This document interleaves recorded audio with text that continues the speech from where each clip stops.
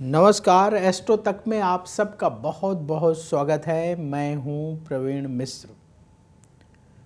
कौन सी ऐसी 9 विशेष सामग्रियां हैं जिनको भगवान शिव को चढ़ाने से महादेव प्रसन्न होते हैं और विशेष वरदान प्रदान करते हैं। देखिए, भगवान शिव को अगर आप प्रसन्न करना चाहते हैं तो कुछ विशेष सामग्रियां हैं, वो अवश्य भगवान शिव का अभिषेक करते समय अर्पित करें। चाहे आप महाशिवरात्रि के दिन भगवान शिव का रुद्राभिषेक कर रहे हों या किसी भी अवसर पर कर रहे हों, सावन में कर रहे हों, सोमवार के दिन कर रहे हों, शिव प्रदोष के दिन पूजन कर रहे हों, आप भगवान भोलेनाथ को प्रसन्न करना चाहते हैं तो कुछ ऐसी विशेष सामग्रियां हैं जो बहुत ज़रूरी हैं, और क्यों ज़रूरी हैं वो भी हम आपको बताएंगे। हमारे धर्म ग्रंथों में भगवान शिव को आशुतोष कहा गया है, जो बहुत ही शीघ्र प्रसन्न होकर के भक्तों की मनोकामनाओं को पूर्ण करते हैं, उन्हें विशेष वरदान प्रदान करते हैं। तो भगवान शिव को विशेष प्रिय चीज़ों में पहली चीज़ जो आपको बता रहे हैं वो है कच्चा दूध। हमारे जो दर्शक हैं, जो एस्ट्रो तक देख रहे हैं, उनको बता दें कि आप भगवान शिव को कभी उबला हुआ दूध ना चढ़ाएं, कि घर में जो दूध रखा हुआ है उसमें से आपने एक गिलास निकाला, उबला हुआ दूध लेकर चले गए, वो उचित नहीं है। हमेशा कच्चा दूध लेके जाना है, और गाय का दूध हो तो अति उत्तम। अगर गाय का दूध नहीं मिले तो जो दूध आपको मिल रहा है, आजकल पैकेट का ज़माना है, पैकेट में दूध आता है, तो आप उसका प्रयोग कर सकते हैं। कोशिश करें कि गाय का दूध मिले, और कच्चा दूध लेकर के भगवान शिव का अभिषेक करना चाहिए। क्यों कच्चा दूध से अभिषेक करना चाहिए भगवान शिव का, इसके पीछे कारण क्या है ये आपको पता हो कि क्यों ये दूध भगवान शिव को बहुत प्रिय है। तो पौराणिक कथाओं के अनुसार जब समुद्र मंथन हुआ, उस समय हलाहल विष समुद्र से प्रकट हुआ था। मंथन के समय बहुत सारे रत्न भी निकले थे, उनमें से एक चीज़ निकली थी जो हलाहल विष था, और वो विष का प्रभाव धीरे धीरे ब्रह्मांड में फैलने लगा था। तब देवता भयभीत हुए, तो सब ने प्रार्थना की भगवान भोलेनाथ से, तो भगवान भोलेनाथ ने उस विष को ग्रहण कर लिया और अपने कंठ में रोक लिया, इसीलिए नीलकंठ कहलाए। पूरे विष को पी लिया और कंठ में ही रोक लिया अपने योग बल से। लेकिन विष क्योंकि वो प्रभावशाली था, तो भगवान शिव के कंठ में जलन होने लगी, पूरा शरीर तपने लगा। तब उसे शांत करने के लिए देवताओं ने वैद्य जी को बुलाया कि ये जलन कैसे ठीक हो भगवान भोलेनाथ की परेशानी। तब वैद्य जी ने कुछ सामग्रियां बताई जिससे कि ये जलन शांत होगी। उनमें से एक सामग्री थी कच्चा दूध। तो देवताओं ने कच्चा दूध भगवान शिव को अर्पित किया, कच्चे दूध से भगवान शिव का अभिषेक किया। तो ये कच्चा दूध जलन को शांत करता है। कच्चा दूध सात्विकता का प्रतीक है, शांति का प्रतीक है, और जो भक्त भगवान शिव का कच्चे दूध से अभिषेक करते हैं, भोलेनाथ उनकी मनोकामनाओं को पूर्ण करते हैं, उनके जीवन में सुख समृद्धि को और बढ़ाते हैं। तो कच्चे दूध से भगवान शिव का अभिषेक करने की परंपरा तब से शुरू हुई। देखिए, भगवान शिव को सबसे ज़्यादा जो पसंद है वो है शांति और शीतलता। तो जब आप कच्चा दूध भगवान शिव पर चढ़ाते हैं तो उन्हें बड़ी जो है शांति मिलती है। जो जलन है विष के कारण, उस जलन से शांति मिलती है, इसलिए कच्चा दूध भगवान शिव को चढ़ाया जाता है ताकि वो विष का प्रभाव घटे, और शीतलता भी प्रदान करता है कच्चा दूध। तो इसलिए ये परंपरा शुरू हुई, और आज भी हम नीलकंठ भगवान को यानी महादेव को, जिनका कंठ नीला है उन्हें नीलकंठ कहा जाता है, ऐसे भगवान शिव को हम कच्चा दूध अर्पित करते हैं जब भगवान शिव का अभिषेक करते हैं।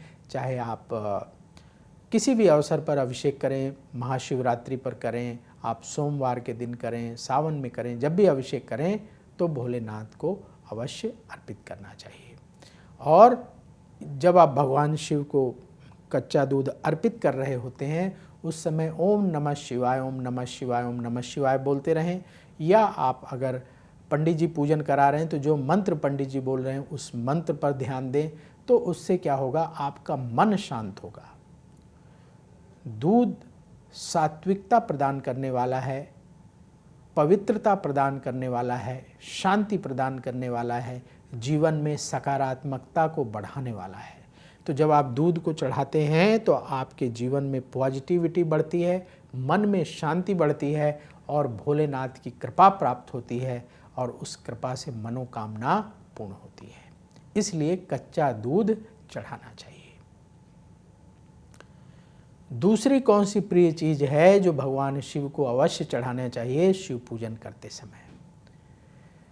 भगवान शिव को जल और गंगा जल बहुत प्रिय है। दोनों जल है लेकिन दोनों जल में अंतर है। गंगा जल इस धरती में सबसे पवित्र जल माना जाता है।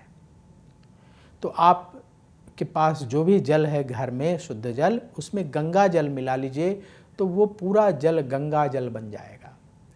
और शिव पुराण में कहा जाता है, शिव पुराण में वर्णन मिलता है कि जो लोग जल से भगवान शिव का अभिषेक करते हैं, भगवान भोलेनाथ उन पर बहुत जल्दी प्रसन्न होते हैं। देखिए, नाम ही उनका भोलेनाथ है, महादेव। जल से अभिषेक करने मात्र से प्रसन्न हो जाते हैं।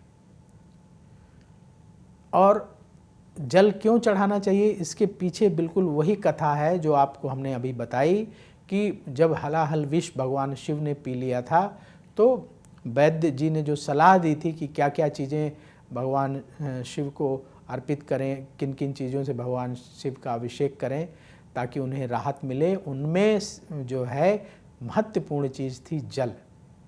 तो जल से देवताओं ने भगवान शिव का अभिषेक किया था। तो जब जल भगवान शिव के शरीर में डाला गया तो उन्हें बड़ी राहत मिली। भगवान शिव पर जो विष का प्रभाव था, जिस विष के प्रभाव की वजह से शरीर भोलेनाथ का तप रहा था, वो बड़ा ठंडा हुआ, शांत हुआ। तो इसलिए विष की उष्णता को शांत करने की सबसे अधिक शक्ति जल के अंदर थी। इसलिए शीतल जल भगवान शिव को अर्पित करना चाहिए। इससे भगवान शिव बहुत जल्दी प्रसन्न होते हैं। तो शिव पूजा में सबसे अधिक जल का ही प्रयोग किया जाता है, आपने देखा होगा, और सबसे अधिक जल का ही प्रयोग करना चाहिए। जब भी आप अभिषेक करें तो बढ़िया से बड़े बड़े कलश में, या आपके पास नई साफ़ सुथरी बाल्टी हो उसमें भर करके जल रख लें, या पतीले में गंजा जिसको कहते हैं उसमें भर करके रख लें और फिर भगवान शिव का अभिषेक करें। थोड़ा गंगा जल मिला लीजिएगा तो पवित्रता और बढ़ जाएगी और भगवान शिव का अभिषेक करें। आप किसी भी पावन पर्व पर, महाशिवरात्रि पर या सोमवार के दिन, प्रदोष के दिन या सावन में भगवान भोलेनाथ का जल से अभिषेक करिए। भोलेनाथ की विशेष कृपा आपको अवश्य मिलेगी। और जल में हमारे जो मनोभाव हैं, इमोशन हैं, हमारी जो भावनाएं हैं, उनको सबसे ज़्यादा आकर्षित करने की, खींचने की शक्ति होती है। तो जब आप ओम नमः शिवाय, ओम नमः शिवाय बोलते हुए जल भगवान शिव को चढ़ाते हैं तो आपके सारे इमोशन उस जल के माध्यम से भगवान शिव पर अर्पित हो जाते हैं। तो इसलिए बड़े पवित्र भाव से, शांत मन से, भक्तिपूर्ण विचारों से भगवान शिव का जल से अभिषेक करना चाहिए। आप देखेंगे, कभी भी आप शिव पूजन करिए, आपका मन बिल्कुल शांत हो जाएगा। शिव जी को मात्र जल ही चढ़ाते रहें। आप पूरा, जैसे मान लीजिए रुद्राष्टक का पाठ हो रहा है, रुद्री का पाठ हो रहा है, तो आप रुद्री के पाठ के दौरान सिर्फ जल ही चढ़ाते रहें तो भी आप देखेंगे कि आपका मन बिल्कुल शांत हो जाएगा। जल में इतनी शक्ति होती है। तो जल भगवान शिव को अवश्य चढ़ाना चाहिए और जितना ज़्यादा आप भगवान शिव को जल चढ़ाएंगे उतना ही ज़्यादा भोलेनाथ आप पर प्रसन्न होंगे। ऐसा हमारे पुराणों में वर्णन मिलता है। और कौन सी प्रिय चीज़ है? 2 प्रिय चीज़ें आपको बता दी, 9 प्रिय चीज़ें बताएंगे जो अवश्य आप शिव जी का अभिषेक करते समय प्रयोग करें। बिल्व पत्र, संस्कृत में बिल्व पत्र कहा जाता है और आजकल हम बोलचाल की भाषा में क्या कहते हैं? बेल पत्र। तो चाहे बेल पत्र कह लीजिए या बिल्व पत्र कह लीजिए, एक ही बात है। जैसे संस्कृत में दुग्ध कहा जाता है, लेकिन अब हम लोग बोलचाल की भाषा में क्या बोलते हैं? दूध।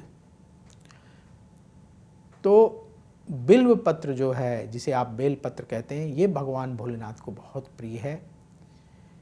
आपने देखा होगा बेल पत्र में 3 पत्तियां होती हैं, 3 पत्तियां। और ऐसा वर्णन मिलता है धर्म ग्रंथों में कि भगवान शिव त्रिनेत्र हैं, 3 उनके नेत्र हैं और 3 बेलपत्र जो चढ़ाता है भगवान शिव को, उस पर भोलेनाथ प्रसन्न होते हैं। और कई ग्रंथों में ऐसा देखने को मिला है, वर्णन मिला है कि बेलपत्र चढ़ाने से कई गुना अधिक पुण्य की प्राप्ति होती है। अगर आप भगवान शिव को बेलपत्र अर्पित करते हैं तो जो पुण्य है वो कई गुना अधिक बढ़ जाता है। यानी भगवान भोलेनाथ इतना प्रसन्न होते हैं बेलपत्र चढ़ाने से कि विशेष वरदान अपने भक्तों को प्रदान करते हैं। इसीलिए बेलपत्र भगवान शिव को चढ़ाना चाहिए। बेलपत्र क्यों चढ़ाया जाता है, इसके पीछे क्या कहानी है? तो इसके लिए भी शास्त्रों में वर्णन है कि जो विष है उसके प्रभाव को कम करने की शक्ति बेलपत्र के अंदर है। बेलपत्र के अंदर बहुत सारे ऐसे औषधीय गुण हैं जो विष के प्रभाव को समाप्त करते हैं और स्वास्थ्य को ठीक करते हैं। और शरीर में जो तपन बढ़ी है, जो शरीर में गर्मी बढ़ी है, भगवान शिव ने जब विषपान किया था समुद्र मंथन के समय जो विष निकला था, उस गर्मी को बहुत शांत करता है बेलपत्र। इसलिए भगवान भोलेनाथ को बेलपत्र चढ़ाया जाता है। तो 3 पत्तियों वाला बेलपत्र चढ़ाना चाहिए और सुंदर सुंदर अच्छे अच्छे छांट के बेलपत्र रख लीजिए और उसमें ओम बना लें या ओम नमः शिवाय लिख लें चंदन से। और फिर भगवान शिव को आप अभिषेक करने के बाद जब आप जल से अभिषेक कर दें और सामग्रियों से फिर बेलपत्र चढ़ाना चाहिए ओम नमः शिवाय बोलते हुए। इससे भगवान शिव बहुत प्रसन्न होते हैं। कुछ हमारे दर्शकों के मन में ये सवाल आता है कि जब जैसे महाशिवरात्रि है या सावन में सोमवार है, उस दिन बेलपत्र की बहुत ज़्यादा बिक्री होती है, बेलपत्र मिलते नहीं हैं। तो अगर आपको एक बेलपत्र भी मिल जाए तो एक बेलपत्र बढ़िया सा जो जिसमें 3 पत्तियां हों वो भी भगवान शिव पे चढ़ाएं तो उससे भी विशेष पुण्य मिलेगा। और मान लीजिए आपका मन है कि नहीं मुझे 11 बार चढ़ाना है या 11 बेलपत्र चढ़ाना है या 108 बेलपत्र चढ़ाना है, लेकिन एक ही मिला है, तो आप उसको बार बार धो करके पानी रख लीजिए, उसमें पहले एक बार चढ़ाइए, फिर बेलपत्र उतारिए, फिर जल से धो लीजिए, फिर चढ़ा सकते हैं। यानी बेलपत्र भगवान शिव को इतना प्रिय है कि आप उसे बार बार धो करके भी भगवान शिव को चढ़ा सकते हैं, इतना प्रिय है भगवान भोलेनाथ को।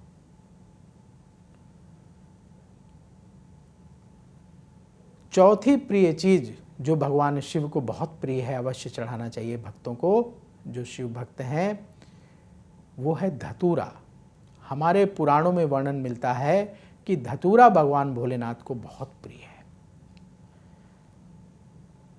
तो धतूरे को क्यों चढ़ाना चाहिए, इसके पीछे क्या कारण है? धतूरे में भी बहुत सारे औषधीय गुण होते हैं।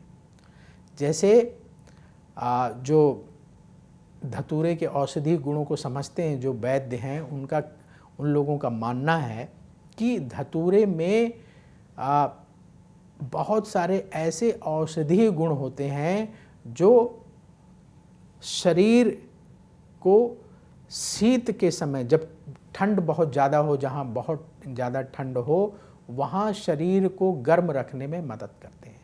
तो ऐसा माना जाता है कि भगवान शिव कैलाश में वास करते हैं, वहाँ बहुत ज़्यादा ठंडक होती है। तो धतूरे का जो है भगवान शिव उसको औषधि के रूप में ग्रहण करते हैं, इसलिए धतूरे को अर्पित करना चाहिए, ऐसा वर्णन मिलता है कई ग्रंथों में। और धतूरा भगवान शिव को बहुत प्रिय है, इसलिए धतूरे को आप अवश्य भगवान शिव को अर्पित करें। एक और चीज़ भगवान भोलेनाथ को प्रिय है, वो है भांग। देखिए, भगवान शिव को भांग चढ़ाने से भी भोलेनाथ बहुत प्रसन्न होते हैं। तो भांग की पत्तियां जो होती ना, आप जब शिव पूजन के लिए बेलपत्र लेने जाएंगे तो वहाँ आपको धतूरा भी मिलेगा और भांग भी मिलेगा। तो भांग की पत्तियां ले आइए और जब आप बेलपत्र चढ़ा दें तो भांग की पत्तियां भी जो है भगवान शिव को चढ़ाएं।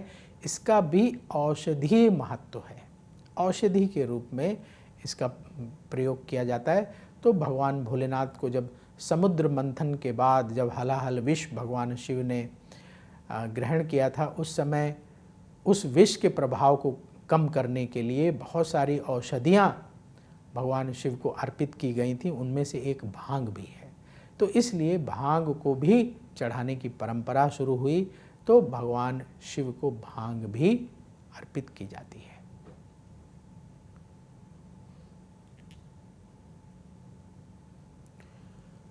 और क्या भगवान शिव को बहुत प्रिय है जो चढ़ाना चाहिए?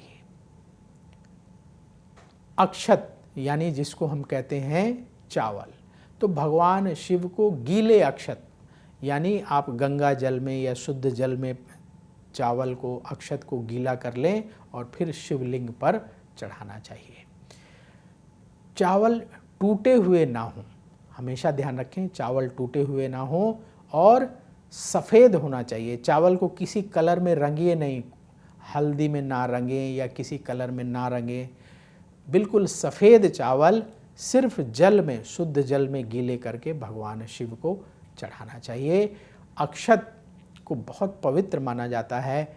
लगभग आप देखेंगे सभी देवी देवताओं की पूजा में अक्षत का प्रयोग किया जाता है। अक्षत यानी चावल किससे बनता है? धान से। और हमारे शास्त्रों में ऐसा वर्णन मिलता है कि धान जो है प्रथम अन्न था, पहला अन्न जो है धान ही था, जिससे कि फिर धान से हम चावल निकालते हैं। तो इसलिए जो प्रथम अन्न है वो हम देवी देवताओं की पूजा में अवश्य उन्हें चढ़ाते हैं, अर्पित करते हैं। तो भगवान शिव को अक्षत अवश्य चढ़ाना चाहिए।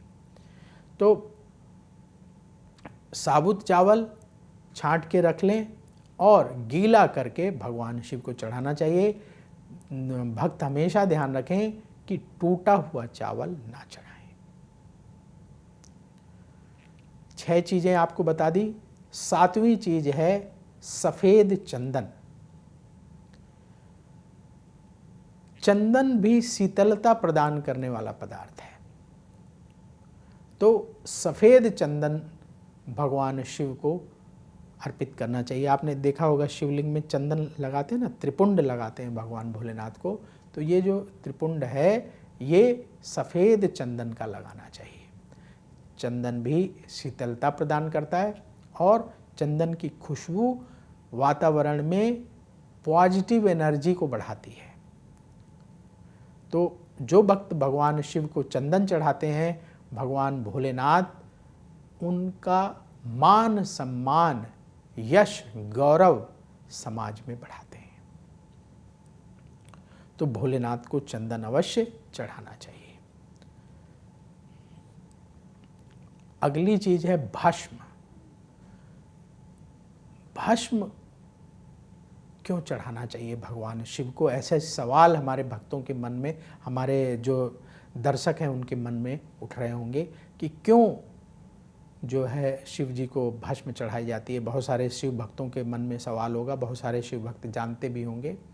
तो देखिए, परंपरा ये रही है कि चिता की भस्म चढ़ाई जाना चाहिए भगवान शिव को, लेकिन अब वो संभव नहीं है चिता की भस्म चढ़ाना। तो प्रतीकात्मक रूप में जो धूप की भस्म होती है, उसको जो है चढ़ाते हैं।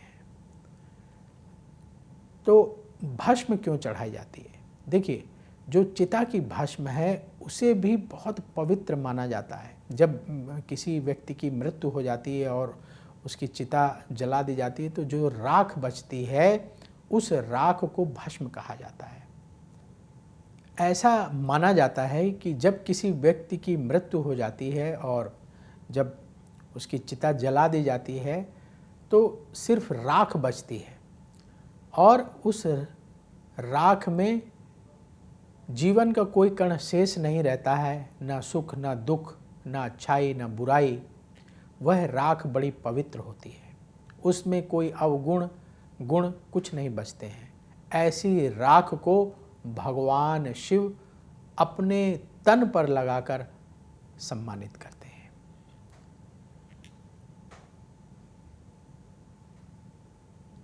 भगवान शिव को भस्म चढ़ाने से उनकी विशेष कृपा प्राप्त होती है। तो अब तो प्रतीकात्मक जो भस्म मिलती है आपको पूजा की दुकान में मिलेगी, वो धूप की भस्म होती है। वो भस्म आप पूजा की दुकान से लेके आएंगे और उसी को अर्पित करना चाहिए, क्योंकि अब चिता की राख मिलना संभव नहीं है, वो भस्म चढ़ाना संभव नहीं है। तो भस्म भी भगवान शिव को अर्पित करना चाहिए। और एक प्रमुख चीज़ बची है, 8 चीज़ें आपको बता दी जो भगवान शिव को अर्पित की जाती है। रुद्राक्ष, रुद्राक्ष के दाने, जो जैसे पंचमुखी रुद्राक्ष आसानी से मिल जाता है। रुद्राक्ष, रुद्र के आंसुओं को रुद्राक्ष कहा जाता है। ऐसा माना जाता है कि भगवान शिव के आंसुओं से रुद्राक्ष की उत्पत्ति हुई थी। ऐसा ग्रंथों में वर्णन मिलता है कि रुद्र के आंसुओं से ये रुद्राक्ष बने थे, रुद्राक्ष का पेड़ बना था। तो इसलिए ये रुद्राक्ष भगवान भोलेनाथ को बहुत प्रिय हैं। तो आप भगवान शिव को रुद्राक्ष अर्पित अवश्य करें जब भी भगवान शिव का रुद्राभिषेक करें, पूजन करें।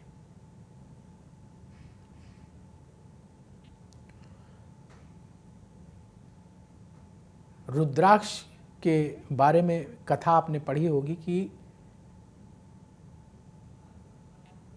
इस जगत के कल्याण के लिए महादेव की आँख से जो आंसू धरती पर गिरे थे, उससे जो वृक्ष उत्पन्न हुआ था, उस वृक्ष का नाम रुद्राक्ष था। और उसके जो फल हैं, उन फलों को ही रुद्राक्ष का फल कहा जाता है। उसको जब आप खोलेंगे उसके अंदर से रुद्राक्ष निकलता है।